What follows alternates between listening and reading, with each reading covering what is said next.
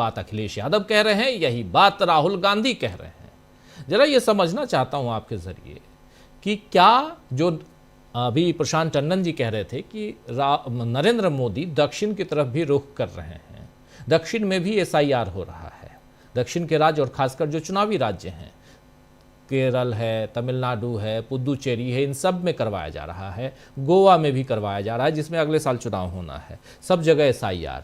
ये SIR जो हथियार है अभी आज की तारीख में नरेंद्र मोदी का, क्या इसके जरिए जीत हासिल करना ही मात्र उद्देश्य है, या जनगण मन जैसे जो जनगण मन की जगह राष्ट्रगान की जगह राष्ट्रगीत को उसी ढंग से उसी पोजीशन पर लाने की जो कोशिश है, इसमें कोई बुराई नहीं है, हम इसकी आलोचना नहीं कर रहे हैं, आप लेके आइए। समय बहुत महत्वपूर्ण है। रविन्द्रनाथ टैगोर, सुभाष चंद्र बोस, अब बंकिम चट्टोपाध्याय, ये सब आप लेके इन सब के जरिए क्या आप पश्चिम बंगाल की सियासत को साध पाएंगे, ये बड़ा सवाल है और इसमें जनता उलझ रही है, इसलिए यहां पर यह सवाल पैदा होता है। इस उलझन को थोड़ा सा सुलझाने की कोशिश कीजिए कि इस सियासत में, नरेंद्र मोदी की सियासत में आखिर चल क्या रहा है, और इन सब के बीच थोड़ा सा, और इसमें एक बात और जोड़ दे रहा हूं, धर्म की चाशनी, और जिसमें आप कह ये रहे हैं कि हम तो भाई हिंदू हृदय सम्राट हैं, लेकिन हिंदू हृदय सम्राट हैं तो हिंदू धर्म का ही शंकराचार्य, उससे आप प्रमाण मांग रहे हैं। कल संजय सिंह ने सही कहा, परसों संजय सिंह उनके पास गए, बोले जो अपना प्रमाण पत्र नहीं दे सकता वो आपसे शंकराचार्य का प्रमाण पत्र दे रहा है। ताज्जुब है, ये बात कह रहे हैं अपोजिशन के नेता। आपकी टिप्पणी। राजीव जी, अब तो बात ये हो गई है कि बीजेपी के अलावा पूरे देश को ये साबित करना है कि वो कौन है। आपको साबित करना है कि आप राजीव रंजन हैं, मुझे साबित करना है कि मैं अंशु नैथानी हूं, शंकराचार्य को साबित करना है कि वो शंकराचार्य हैं, और वोटर को साबित करना है कि वो वोटर हैं। मतलब हर किसी को यहां पर साबित करना है कि वो कौन है, और इसका टेस्ट जो है वो पूरा बीजेपी लेगी और सरकार लेगी। लेकिन सरकार को अपनी किन्हीं बातों का कोई जवाब नहीं देना है, उनको नहीं बताना है कि वो कैसे, उनकी डिग्री क्या है या फिर उनके आंकड़े क्या है। IMF उनको ग्रेड C देता है तो उसकी वजह क्या है, आप आंकड़ों को इतना उलझाते क्यों हैं, सब बातें आपकी गलत क्यों होती हैं। और जो अब तो आपका जिसे कहा जाए जो तुरुप का पत्ता है, धर्म नाम की जो अफीम है, वो भी अब फेल होता दिखाई दे रहा है। जो हिंदू ही हैं, जो उनके वोटर्स हैं, उन्हें ही अब ये यकीन करना मुश्किल होता जा रहा है क्या ये वाकई ये पार्टी हिंदुओं की पार्टी है। बहुत से ऐसे वोटर्स हैं, हमने देखा कि जो लगातार बीजेपी पर अब आरोप लगा रहे हैं, चाहे वो बनारस में दाल मंडी के जो है वोटर्स हैं, वहां रहने वाले लोग हैं, वो तो साफ साफ पर मैं देख रही थी एक टीवी कार्यक्रम में कई लोग बोल रहे थे कि हमारे सांसद हैं मोदी जी, हमने खुद कमल को चुना और बड़े खुश थे, लेकिन आज हम बहुत दुखी हैं कि हमने क्यों कमल को चुना, क्यों बीजेपी को चुना। हम हाथ जोड़ के प्रार्थना कर रहे हैं मोदी जी से कि कभी दाल मंडी की तरफ भी देख लें, क्या बर्बादी यहां पर की जा रही है। तो जो हिंदू हृदय सम्राट ही लोग बनते थे, अब ये भी चीज इनकी खत्म होती जा रही है, क्योंकि लोग देख रहे हैं कि ये अपने साधु संतों के साथ क्या कर रहे हैं, हमारे शंकराचार्यों के साथ, साधु संतों के साथ क्या किया जा रहा है। उनकी चोटी पकड़ के घसीटा जा रहा है, उन्हें मारा पीटा जा रहा है, उन्हें अपमानित किया जा रहा है। तो जो धर्म है वो भी इनकी व्याख्या के अनुसार चलेगा, यानी हिंदू धर्म भी अब वही होगा जो बीजेपी कहती है। पहले तो केवल देशभक्ति का ही टैग था कि जो बीजेपी वाले हैं केवल वही देशभक्त, बाकी कोई बोलेगा तो वो देशद्रोही। अब हिंदू भी वही कहलाएगा जो बीजेपी की लाइन के हिसाब से चलेगा। अगर बीजेपी कहेगी ये शंकराचार्य दूध का धुला नहीं, ये शंकराचार्य बहुत खराब है, ये शंकराचार्य गलत कर रहे हैं, शंकराचार्य साबित करें कि वो है या नहीं, तो वो सब कुछ सही। और यही बीजेपी पहले इन्हीं शंकराचार्य के चरणों में गिरी हुई थी। इससे पहले ये शंकराचार्य जितनी बार भी माघ मेला स्नान में करने आए, ये उसी बग्गी में उसी तरीके से आए और तब इन्हें स्नान करने दिया गया। तो अब इस बार ऐसा क्या हो गया था कि इनको स्नान नहीं करने दिया गया।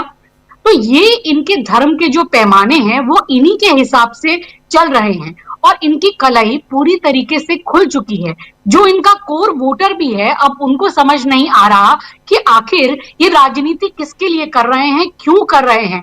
क्योंकि अगर हिंदू जो हैं वो अपने धर्म का पालन नहीं कर पा रहे, या उनके जो साधु संत हैं उन्हें अपमानित होना पड़ रहा है, या जो हिंदू वोटर हैं उनके घरों पर बुलडोजर चलाए जा रहे हैं, उनकी बेटियां ही सुरक्षित नहीं है, इस तरह की चीजें हैं, तो हम आखिर इनको वोट क्यों कर रहे हैं?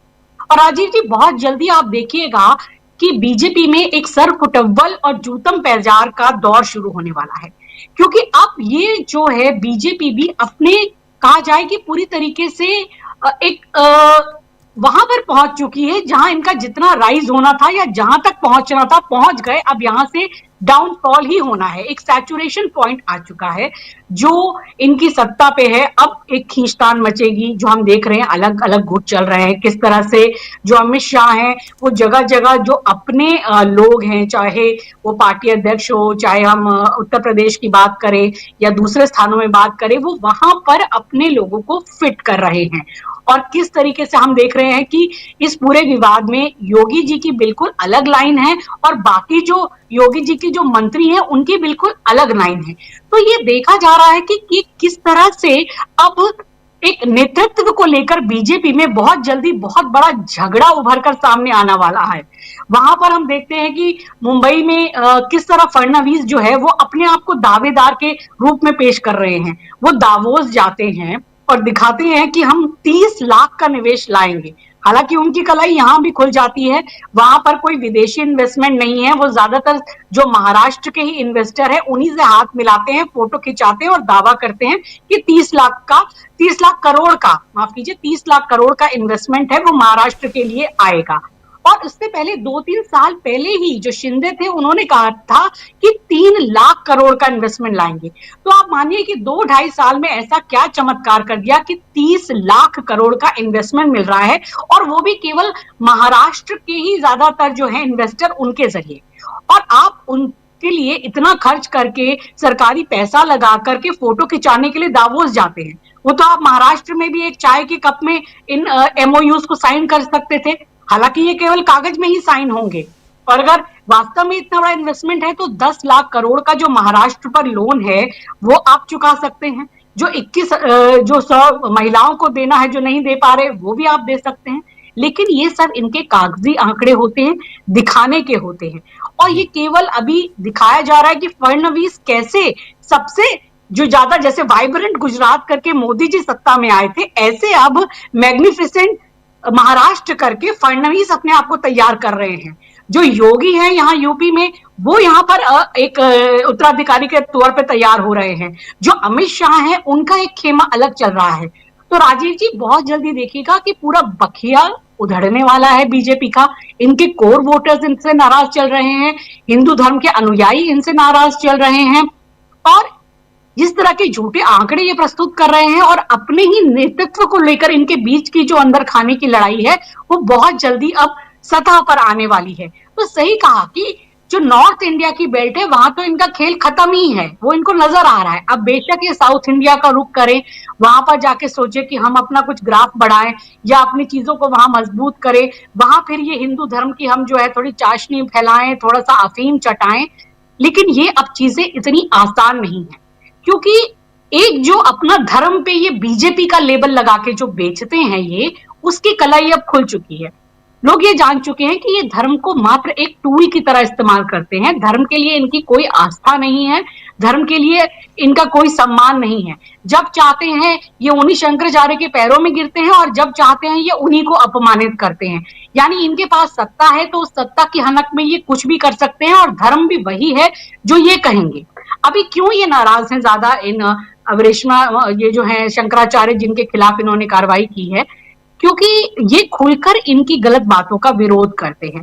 जब अयोध्या में राम मंदिर बनने का समय था, उन्होंने इस समय को भी गलत बताया था, उनका विरोध किया था। और तो कई बार ये तो योगी को जो है औरंगजेब तक की उपाधि दे चुके हैं, कह चुके हैं, और कह चुके हैं कि ये तो बिल्कुल हिंदू धर्म के खिलाफ सारे कार्य कर रहे हैं। तो ये जब देख रहे हैं कि ये संत, उनको इनसे मतलब नहीं कि ये शंकराचार्य हैं और ये हिंदू धर्म के इतने प्रतिष्ठा का प्रतिनिधित्व करते हैं, और बाकी शंकराचार्य भी इस बात पे कह रहे हैं कि माफी मांग लेनी चाहिए या गलत किया, पर इनकी जो हनक है सत्ता की, या जिनको लगता है कि जो हम बता रहे हैं धर्म के बारे में वही सही है और ये शंकराचार्य तक गलत है, इनको नोटिस भिजवा रहे हैं और इन्हें साबित करने के लिए कहा जा रहा है। तो जो इनका भी कोर वोटर है वो भी धीरे धीरे ये समझ रहा है कि ये कैसे गलत चीजों को फैला रहे हैं। चाहे हमारी विदेश नीति की बात हो, चाहे हमारे पर कैपिटा जो है वो इनकम की बात हो, या फिर बेरोजगारी की बात हो, लोग हर चीज में इसको महसूस कर रहे हैं कि जो सही काम है वो नहीं हो रहे। आज क्या बात होनी चाहिए थी, भले ही ये दावोस में गए हों और इतने बड़े बड़े आंकड़ों की बात कर रहे हो, लेकिन गीता गोपीनाथ जी ने जिस तरीके से उसकी कलई खोल कर रख दी, और ये केवल एक छोटी सी बीच में रील काट कर दिखाते हैं उनकी कि जो है कि तीसरी सबसे बड़ी इकोनॉमी बनेगी, लेकिन कैसे वो जो कह रही है आगे की बात वो नहीं सुनते हैं। प्रदूषण का ये हाल है कि जिससे आपका इतना वर्क फोर्स लॉस हो रहा है, जिससे आपके यहाँ पर कोई इन्वेस्टर कोई काम करने को तैयार नहीं है। कितने बड़ी बड़ी कंपनीज के सीईओ, अभी हाल ही में एक बहुत बड़ी फार्मा कंपनी के सीईओ ने इस्तीफा दे दिया कि मैं दिल्ली जैसे शहर में काम नहीं कर सकता हूं। विदेशी खिलाड़ी यहाँ पर नहीं आते हैं, मना कर देते हैं कि दिल्ली में इतना प्रदूषण है, इतना यहाँ पर तो जो है कि आके मौत ही हो जाएगी, इतना गंभीर इमरजेंसी के हालात हैं, तो हम यहाँ नहीं आ सकते। और आप बात करते हैं कि आप शंघाई बनाएंगे, आप यहाँ पता नहीं क्या बना देंगे। आप अपने डेमोग्राफिक डिविडेंड का कोई फायदा नहीं उठा पाए। गीता गोपीनाथ ने बिल्कुल स्पष्ट किया कि इस हालत में जो बहुत मुश्किल है कि भारत वो तरक्की कर पाए जो चाइना ने की है, या फिर जो दूसरे देश कर रहे हैं, कि जो प्रदूषण इतनी बड़ी समस्या है, हमने अपने डेमोग्राफिक डिविडेंड का कोई फायदा नहीं उठाया, बेरोजगारी इतने चरम पर है, और जो हम अपने आंकड़े हैं उनको हम छुपाते हैं। और यही चीज एसआईआर में हो रही है।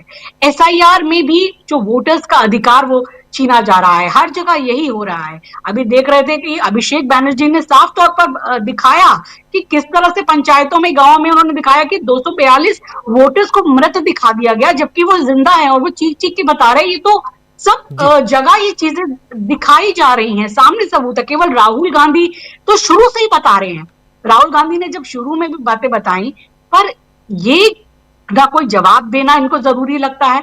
चुनाव आयोग का क्या कहा जाए, मतलब बीजेपी चुनाव आयोग नहीं, मतलब बेशर्म चुनाव आयोग की तरह ये काम कर रहे हैं, कोई जवाब नहीं देते। राहुल गांधी ने तो जब वो ब्राजीलियन मॉडल की भी फोटो दिखाई थी, उसके ऊपर भी ये कोई जवाब नहीं दे पाए कि 22 जगह कैसे उनकी फोटो आ रही है, उनका नाम आ रहा है। और एसआईआर में हर जगह डिलीशन और एडिशन का ही खेल चल रहा है। जो ऑपोजिशन पार्टी के वोटर्स हैं उनको काटा जा रहा है और अपने हिसाब के वोटर्स वहां पर घुसाए जा रहे हैं।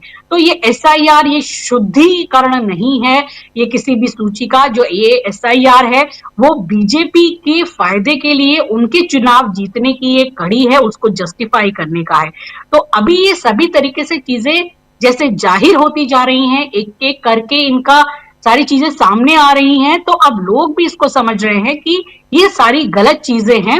और बहुत जल्दी बड़े स्तर पर लोग जैसे अब इनकी हर बात का विरोध करने लगे हैं। जब भी कुछ ऐसा होता है तो आप देखेंगे कि धीरे धीरे ये विरोध और बढ़ेंगे। तो अब इनकी कलाई खुलती जा रही है, ये एक्सपोज होते जा रहे हैं। तो अब इनके लिए एक तो अपने पार्टी के अंदर की भीतरगात को संभालना मुश्किल होगा, और दूसरी तरफ ये जो इनके अपने कोर वोटर्स हैं उनको भी संभाल पाना अब बीजेपी के लिए बहुत मुश्किल होगा, मैं ये देख रही हूँ। जी जी, बिल्कुल बिल्कुल।